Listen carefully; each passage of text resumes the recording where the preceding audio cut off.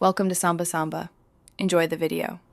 You'll start by powering the Spotlight and picking a connection method. Make sure the batteries are fresh or the internal battery is above 50%. This prevents dropouts during pairing. Once done, decide if you'll use the included USB receiver for a plug-and-play link or Bluetooth for direct pairing. Slide the power switch on, watch the LED. Its blink pattern tells you it's ready. Now move to your computer and keep the receiver or Bluetooth menu visible so you can pair immediately. You'll pair the Spotlight next and install the companion software for full control. If using the USB receiver, plug it into a USB port and the device often pairs automatically. Otherwise, open your computer's Bluetooth settings. Press and hold the Spotlight pairing button until the LED indicates pairing mode, then select Spotlight on screen.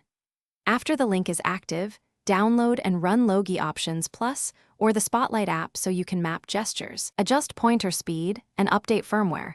These steps ensure consistent behavior. You're finishing by validating the Spotlight in a real presentation. Open a slide deck and try the highlight, magnify, and timer functions so you can feel latency and range. Once satisfied, confirm firmware is current in Logi Options Plus. Updates often fix glitches.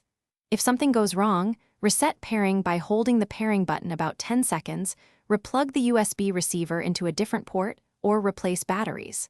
Lastly, make sure host Bluetooth drivers are current. This resolves. Thanks for watching. Consider subscribing if we helped you.